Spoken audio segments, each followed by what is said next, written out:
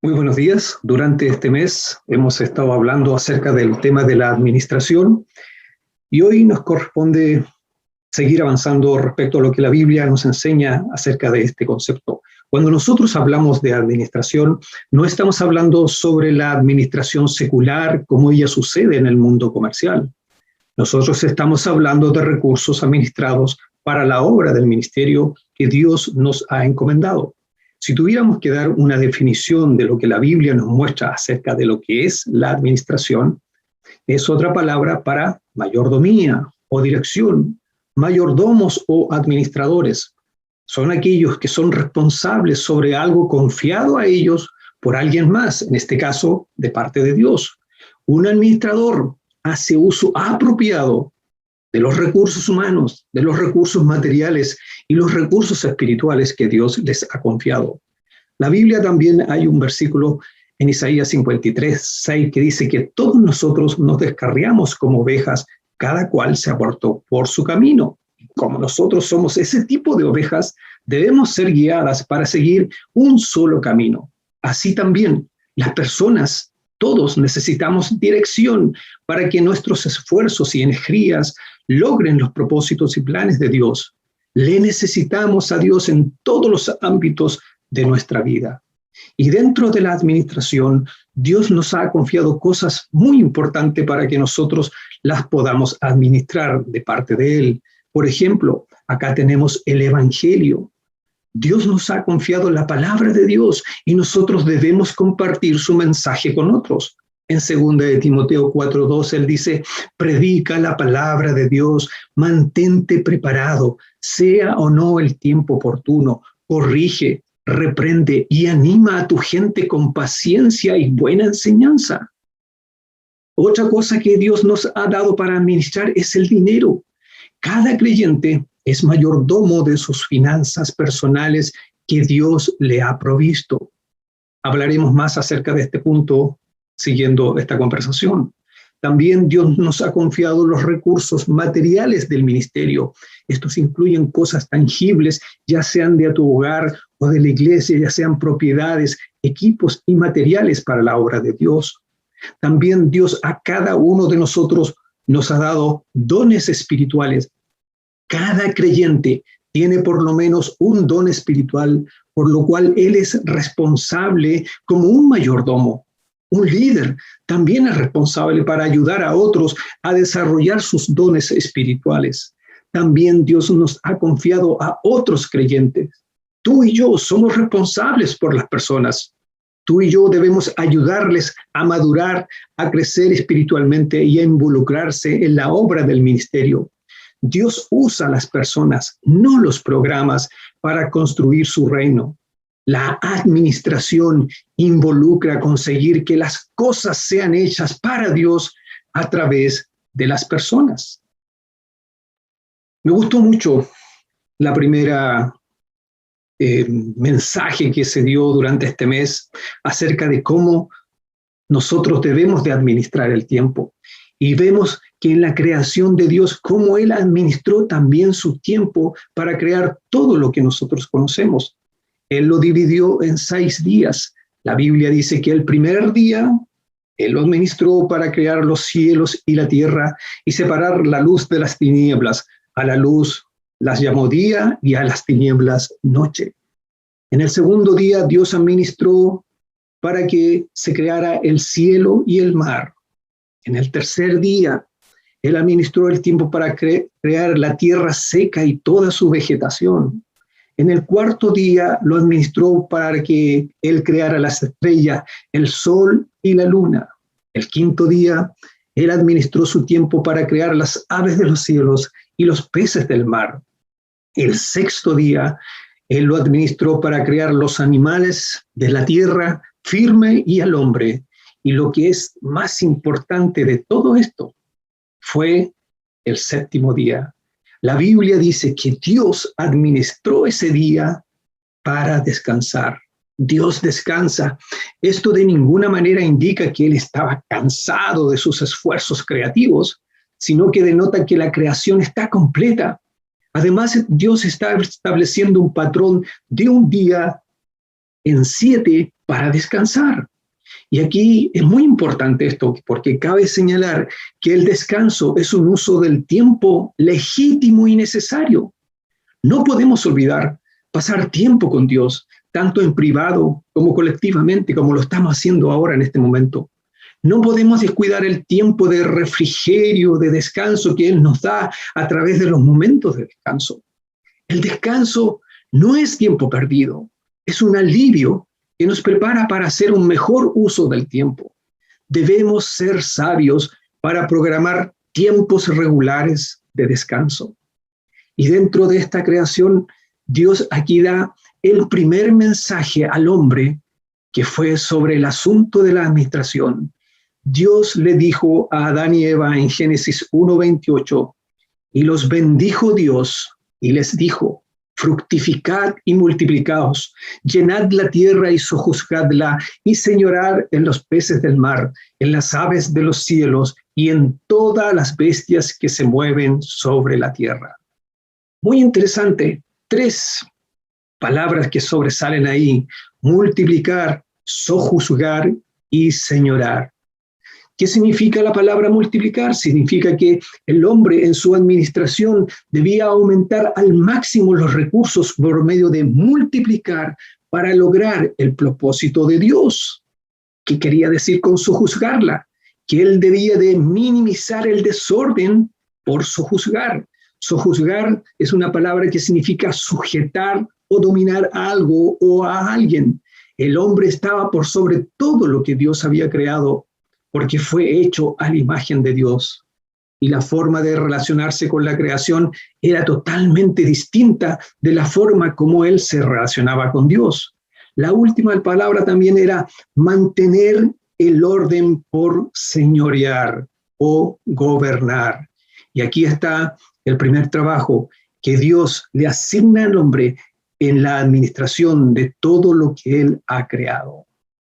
La administración, ese era un paréntesis para hacernos recordar cómo Dios a nosotros nos da instrucciones de cómo debemos usar sus recursos para la honra y gloria de Dios. También, como les dije anteriormente, Dios nos dio a nosotros el concepto del dinero, de las finanzas, para que nosotros también sepamos cómo administrarla. Y la Biblia es el manual de las finanzas. Veamos algunos ejemplos aquí. Muchos se sorprenderán al saber que Jesús habló de dinero más veces de las que habló sobre el cielo y del infierno. De hecho, habló más del dinero que de cualquier otro tema. Por ejemplo, 16 de las 38 parábolas se refieren a cómo manejar las finanzas y los bienes. Número 2, la Biblia contiene 500 versículos sobre la oración. Número 3, menos de 500 versículos acerca de la fe. Número 4, pero más, esto es lo interesante, pero más de 2.350 relacionados con el tema del dinero y las posesiones. Entonces, eso nos hace preguntar, ¿quiere decir entonces que las claves del éxito y los secretos para salir de las deudas siempre los hemos tenido allí? Pero, ¿dónde allí? ¿Dónde están esos secretos? Bueno, en algún rincón de la casa, empolvándose y deteriorándose de la humedad, mientras diariamente nos rascamos la cabeza y pensamos noche en vela pensando cómo pagar las deudas que parecen no acabar. La Biblia desde siempre ha influido en la ética moral y espiritual del mundo occidental, lo cual tiene mucho que decir y ser incluida en el mundo de los negocios, como vimos anteriormente.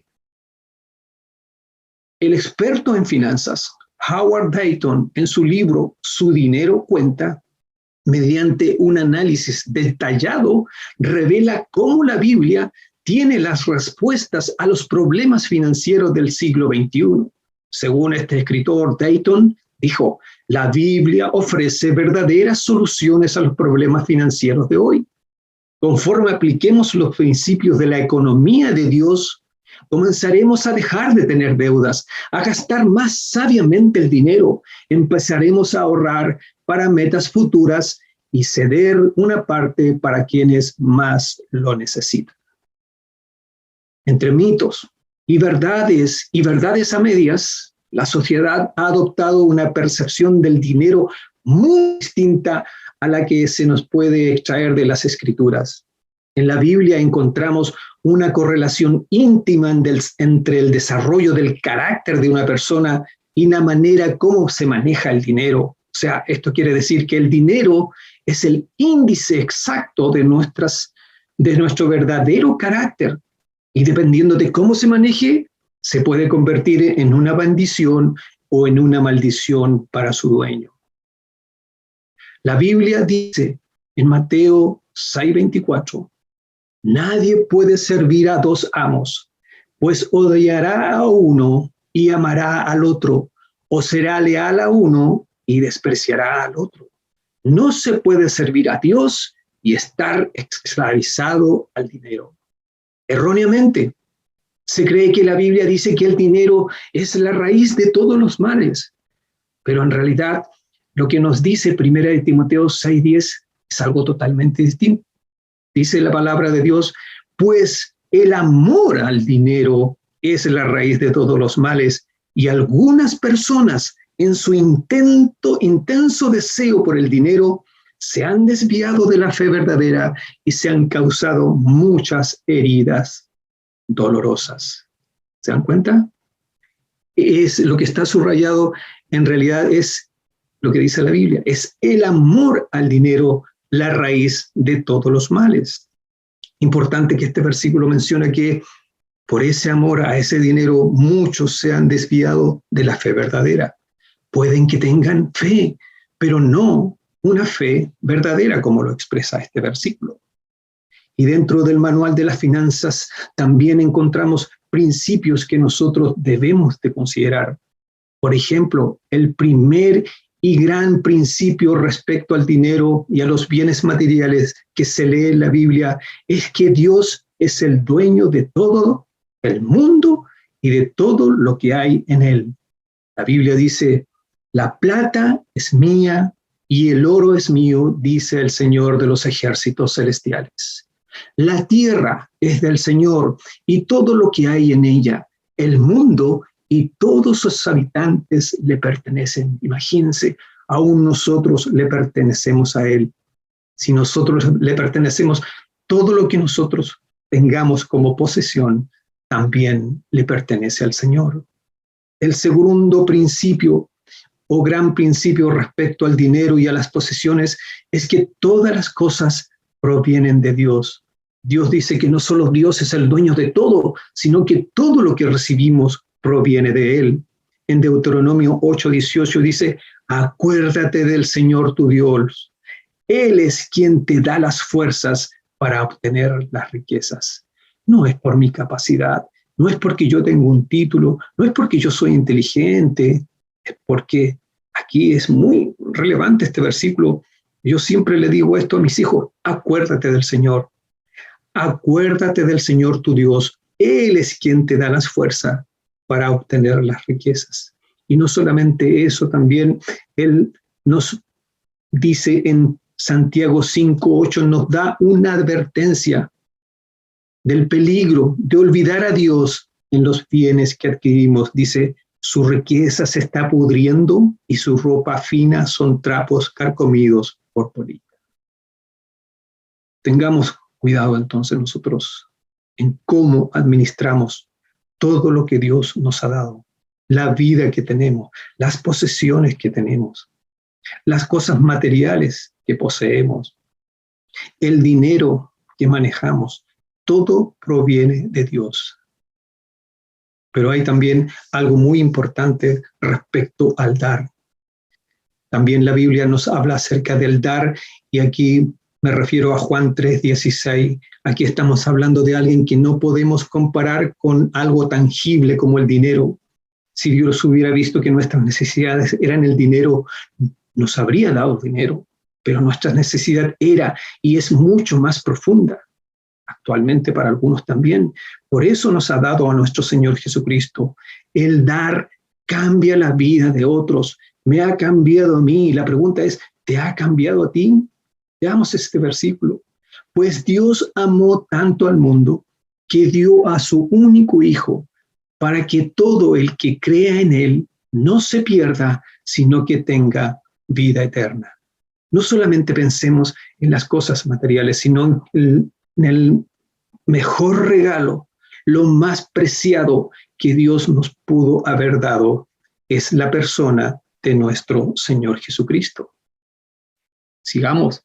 Otro principio más con respecto a, podemos hablar aquí de algo medio complejo, quizás para algunos, complicado, respecto al diezmo y las ofrendas. Las Escrituras prometen aumentar las bendiciones de quienes deciden hacerlo. En Lucas 6:38 la Biblia dice, den y recibirán, lo que den a otros les será devuelto por completo, apretado, sacudido, para que haya lugar para más, desbordante y derramado sobre el regazo. La cantidad que den determinará la cantidad que recibirán a cambio. Dar nos permite acumular tesoros en el cielo y no en la tierra. Eso es lo que dice en Mateo 19:21. Si deseas ser perfecto, anda, vende todas tus posesiones y entrega el dinero a los pobres y tendrás tesoro en el cielo. Después ven y sígueme. ¿Se acuerdan de esta historia? El joven rico que se acercó a Jesús, quería seguirle. Maestro, ¿qué necesito hacer? Y Dios le dijo esto que está aquí en Mateo 19:21, pero la Biblia dice, pero él afligido por estas palabras se fue triste. ¿Por qué? Porque su confianza estaba en las muchas, dice la Biblia, posesiones que él tenía. Pero algo tan importante aquí en esta lectura también se lee y dice la palabra de Dios, que Jesús mirándole, le amó. Y también la Biblia nos advierte sobre algunos mandamientos respecto al dinero y cómo nosotros debemos de administrarlo para que nos vaya bien. Uno de ellos es el de no incurrir en deudas, como dice aquí en Romanos 13:8. No deban nada a nadie. Y aún nos sigue diciendo en Proverbios 22:7, y cuando nos endeudamos, perdemos libertad, dice la Biblia. El que toma prestado es siervo del que presta. Mucha instrucción respecto a cómo nosotros debemos de administrar el dinero. La Biblia también, como es un manual de finanzas, nos dice que hay que ser sabios a ahorrar, pero no atesorar. Gastar con discreción y control. Usar los recursos propios para ayudar a otros, pero con discernimiento. Discernimiento es una palabra que dice que es una persona que tiene virtud, que permite a esa persona valorizar si una acción es buena o es mala. No vamos a estar dando dinero por dar, no. Tenemos que darlo con discernimiento, dice la palabra de Dios. También la Biblia dice que no es malo ser rico, pero sí es malo amar el dinero, que no es malo ser pobre, pero sí gastar el dinero en cosas sin importancia. Aquí, en este cuadro, vamos a ver cómo la pobreza, la prosperidad y la mayordomía, que viene de parte de Dios, de la palabra de Dios, reaccionan ante las posiciones y el dar. Por ejemplo, que en cuanto a las posesiones, ¿qué dice la pobreza? No, las posesiones son malignas. ¿Qué dice la prosperidad? No, es un derecho. Pero ¿qué dice Dios? Es una responsabilidad. Y si vamos a ver el concepto del trabajo, ¿qué dice la pobreza? Solo cumple las necesidades básicas. ¿Qué dice la prosperidad? Es para volverse rico. ¿Y qué dice la mayordomía? Sirve a Cristo el trabajo. En cuanto al pueblo de Dios, ¿qué dice la pobreza? Los cristianos son pobres, somos pobres.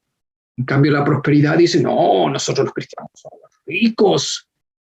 Y la mayordomía que dice, el pueblo de Dios tiene que ser un fiel mayordomo. Mucho cuidado aquí con la doctrina de la prosperidad y lo que nosotros hoy día estamos viendo se está desviando al pueblo de Dios bajo este concepto de el evangelio de la prosperidad. No es bíblico, es algo totalmente errado. Y en cuanto al incrédulo, ¿qué dice la pobreza? Los pobres dicen, no, el incrédulo es rico, miren todas las posesiones que tiene, cómo lo hace, y nosotros no podemos avanzar. ¿Qué dice la prosperidad en cuanto al incrédulo? No, el incrédulo, como yo soy tan próspero con el evangelio de la prosperidad, el incrédulo es un pobre, no tiene nada. Nosotros sí que lo tenemos. En cambio, la mayordomía dice que el incrédulo es un infiel. Un infiel es una persona inestable, poco constante en sus efectos, ideas y obligaciones, y falta sus compromisos hacia alguien o algo. Ese es un infiel. ¿Qué dice la pobreza en cuanto al dar? Dice, si tú das es porque debes de hacerlo. Y la prosperidad dice, si tú das es para obtener algo. En cambio, la mayordomía dice, si yo doy es porque amo a Dios. Y si yo gasto algo, ¿qué pasa con eso? La pobreza dice, chuta, si yo tengo que dar, tengo que gastar, lo hago con temor y sin gozo. La prosperidad dice, oh, si tú gastas y lo das, eres un irresponsable y un consumista. En cambio, la mayordomía dice, si tú gastas para dar, si eso es para Dios y para los demás, tú lo debes hacer con devoción y con responsabilidad. Esa palabra devoción significa que debo hacerlo con admiración, con entusiasmo, con dedicación, con interés o empeño con que se realiza esta actividad del dar. ¿Se dan cuenta los conceptos en cuanto a las posesiones, el trabajo, en cuanto al pueblo de Dios, en cuanto a la incredulidad, en cuanto al dar o en cuanto al gastar?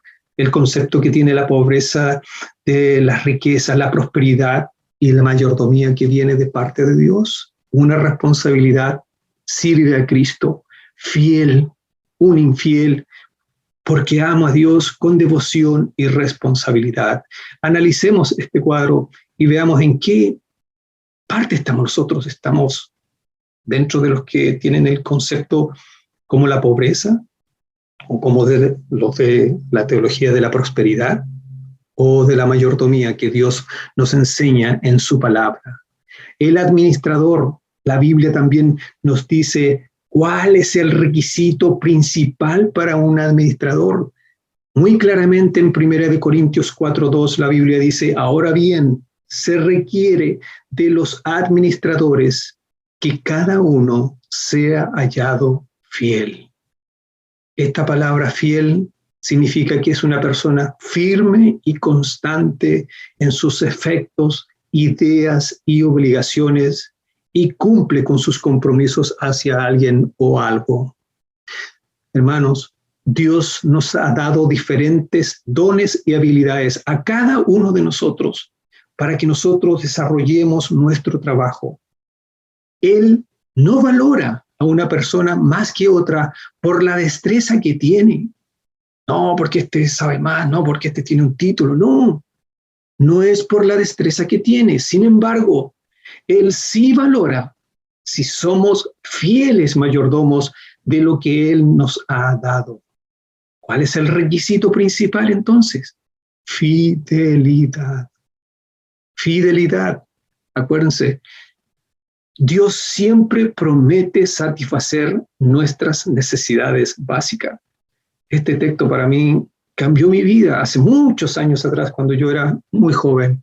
Mateo 6, 26 al 33, se lo voy a mostrar aquí. Dice, miren los pájaros, no plantan ni cosechan, ni guardan comidas en graneros, porque el Padre Celestial los alimenta. ¿Y no son ustedes para Él mucho más valiosos que ellos? ¿Acaso con todas sus preocupaciones pueden añadir un solo momento a su vida? ¿Y por qué preocuparse por la ropa? Miren cómo crecen los lirios del campo. No trabajan ni cosen su ropa. Sin embargo, ni Salomón con toda su gloria se vistió tan hermoso como ellos. Si Dios cuida de manera tan maravillosa a las flores silvestres que hoy están y mañana se echan al fuego, tengan por seguro que cuidará de ustedes, porque tienen tan poca fe. Así que no se preocupen por todo eso diciendo, ¿qué comeremos? ¿Qué beberemos? ¿Qué ropa nos pondremos? Esas cosas dominan el pensamiento de los incrédulos, pero su Padre Celestial ya conoce todas sus necesidades. ¿Se dan cuenta que en estos versículos Dios promete satisfacer nuestras necesidades más básicas como seres humanos? Por ejemplo, Él habla de que Él va a proveer la comida, va a proveer la bebida y va a proveer la vestimenta. Pero ¿dónde está el secreto de todo esto que hemos conversado aquí?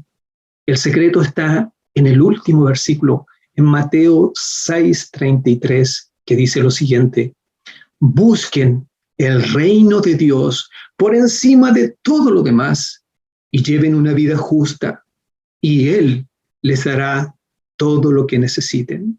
Aquí está la clave, hermanos. Dios en número uno, en el primer lugar.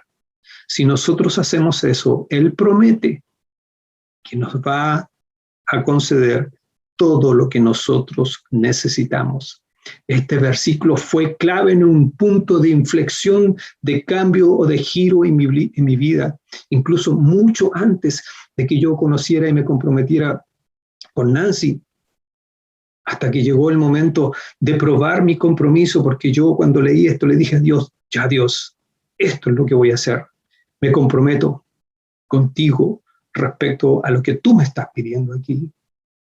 Y cuando llegó el momento de probar si yo realmente le había confiado o no, tal cual como Él me pide aquí, llegó el momento entonces en que antes de que nosotros nos casáramos con Nancy, voy a comentarles aquí una algo que quizás es algo personal, pero ella ganaba el doble que yo, y luego de contraer matrimonio me pide que ella quiere criar a nuestros hijos.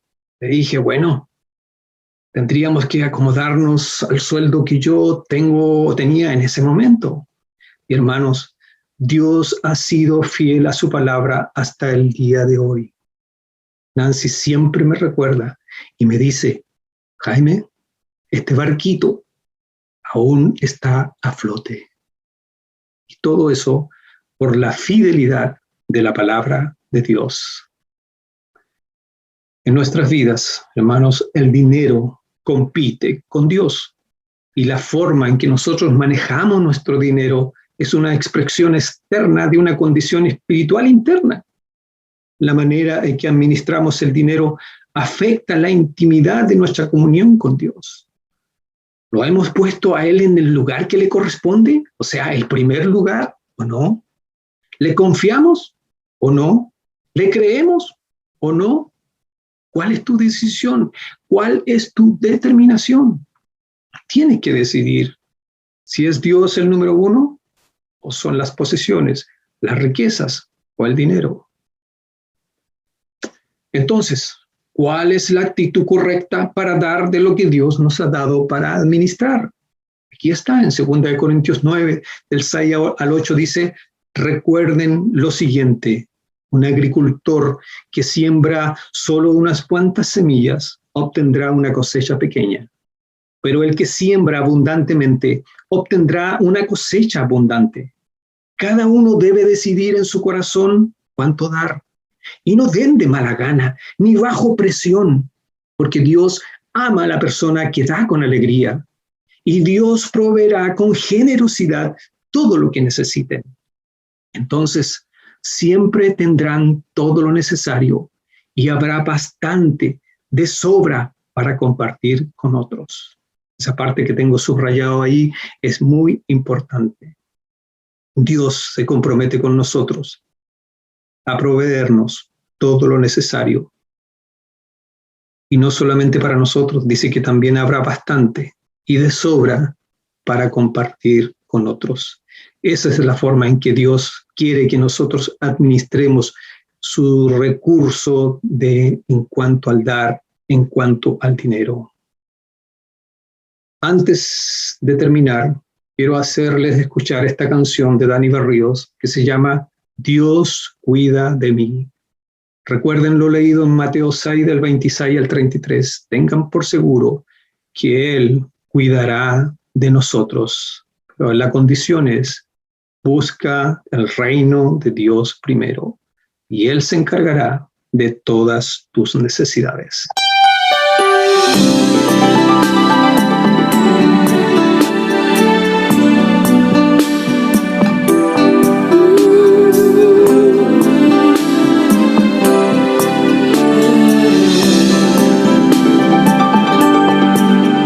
Necesito aprender un poco aquí, necesito aprender un poco allí, necesito aprender más de Dios, porque Él es quien cuida de mí.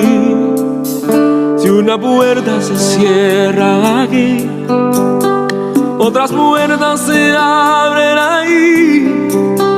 Necesito aprender más de Dios, porque Él es quien cuida de mí.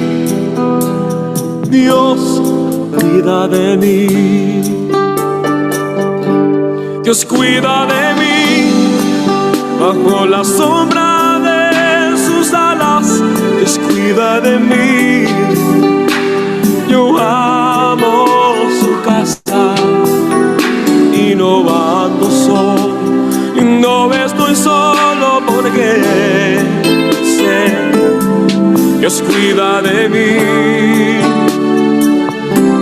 Dios cuida de mí bajo la sombra de sus alas. Dios cuida de mí. Yo amo su casa y no ando solo. No estoy solo porque Dios cuida de mí. Si en mi vida no hay dirección, yo tomaré una decisión. Yo sé que existe alguien que me ama, mi mano Él sostendrá. Si una puerta se cierra aquí, otras puertas se abren ahí. Necesito aprender más de Dios, porque Él es quien cuida de mí. Dios cuida de mí. Oh, Dios cuida de mí bajo la sombra de sus alas. Dios cuida de mí. Yo amo su casa y no ando solo. No estoy solo porque yo sé, Dios cuida de mí. Dios cuida de mí bajo la sombra de sus alas. Dios cuida de mí. Yo amo su casa y no ando solo. Y no estoy solo porque Dios cuida de mí.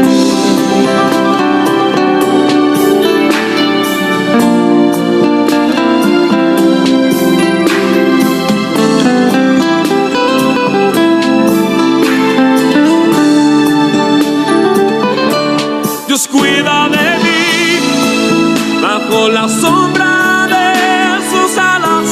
Dios cuida de mí. Yo amo su casa y no ando solo. No estoy solo porque lo sé. Dios cuida de mí. Dios cuida de mí bajo la sombra de sus alas. Dios cuida de mí. Yo amo su casa y no ando solo. No estoy solo porque Dios cuida descuida de mí. Yo sé, descuida de mí.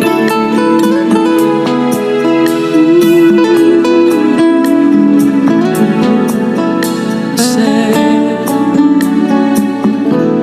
descuida de mí.